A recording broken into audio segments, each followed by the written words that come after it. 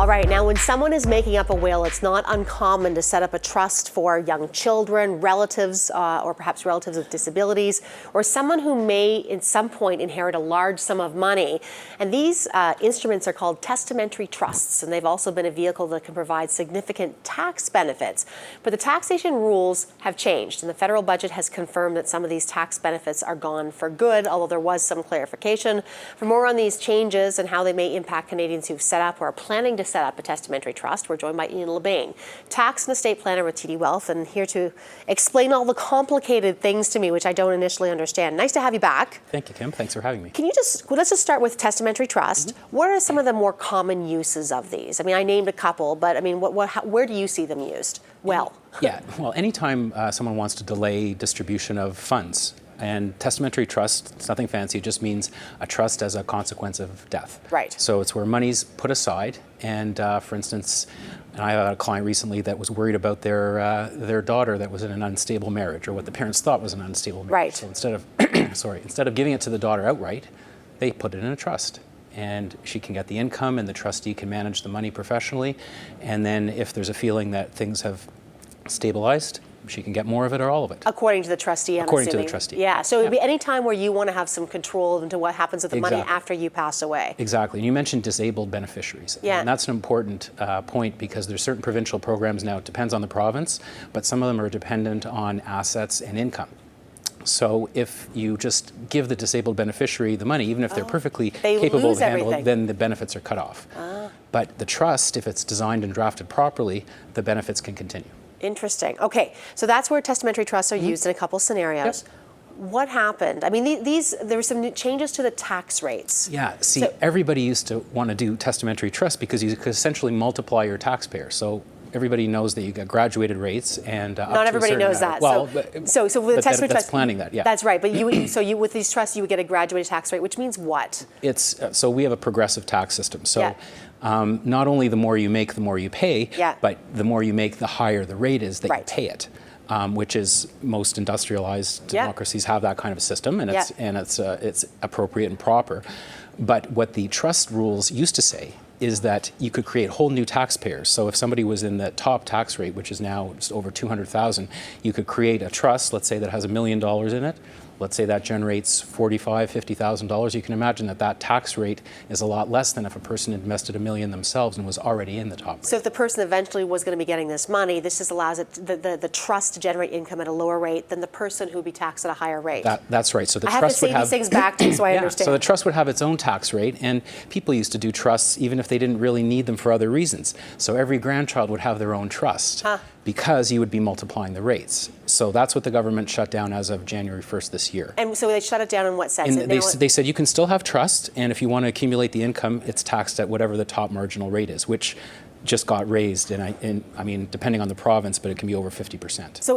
So the income that's generated from the trust is just automatically taxed at the top rate, regardless? If it's kept in the trust. But here's where you can still use the trust in a good way. You can pay it out to beneficiaries that are at lower tax rates. So to the extent it's paid out, it's taxed at whatever the recipient's rate is. So if it's a child or someone younger who doesn't have income, then it makes more sense to do it in that case. That's right. And you can even pay it directly to a private school or a camp. Or anything for the benefit of that child. You can allocate it to that child, and it's at their rate. Trust can pay tuition to which the child benefits. Understood. Correct. So these things, they have almost, I guess, a dual benefit. And again, there's a legal benefit in terms of how it manages how money is distributed, but it's also a tax benefit that was now not as great as it once was. The tax benefit is curtailed if you're keeping the money in the trust. Right. There is one exception, and we mentioned disabled beneficiaries, and this is important, I think, for your viewers, that not all disabled beneficiaries will benefit, but the government did make an exception and left those graduated rates for disabled beneficiaries where they have the disability tax credit. So it's a federal credit. It's the same thing that would allow you to get an RDSP, which is a registered disability savings plan. Yeah. So those that are entitled to this federal disability tax credit can still use testamentary trust the way everyone used to, and have the income tax low but held into the trust. Did you get a lot, I'm curious, like when these rules, I think it was back in 2015, they started talking about how this, have you seen people stop using these? I mean, has it been a real disincentive to use them? A lot of wills were amended, Kim, especially because there was that uncertainty which the government's now cleaned up. So Yes, there's been some changes, but as I said, I think there's still a role for the trusts when you're worried about creditors, when you're worried about your kids in their marriages.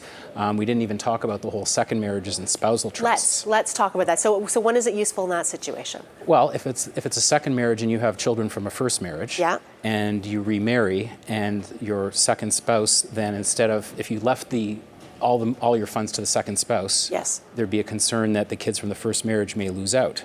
So instead, you can have what's called a qualifying spousal trust.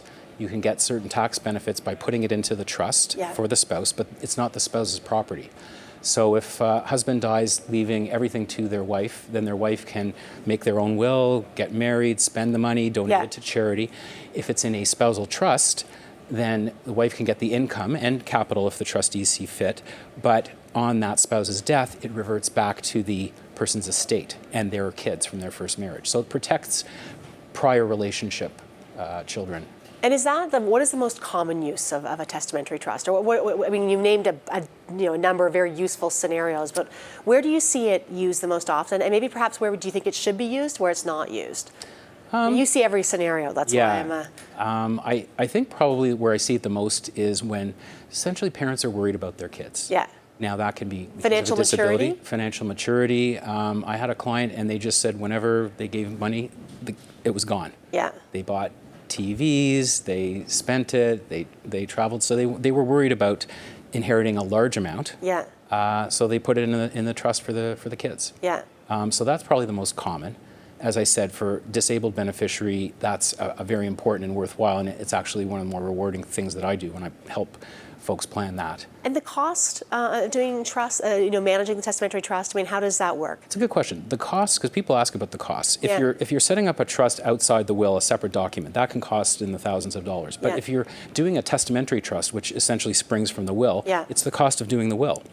Which can vary from $1,000 to $2,000 depending on who the lawyer is and how complex the will is. And those are the most common trusts, and they're the ones that are really the most economical because you're doing your will anyway. So it's just part of the lawyer's toolkit. They draft the trust paragraphs in the will. As far as costs, when the trust is running, Kim, it's just the cost of a tax return, extra tax return. Fantastic. It is so, you're a font of information. It's always great to have you on. Thank you. I'm glad to be here. Thanks so much. That is Ian Lebain. He is tax and estate planner with TD Wealth, again explaining everything you need to know about testamentary trusts.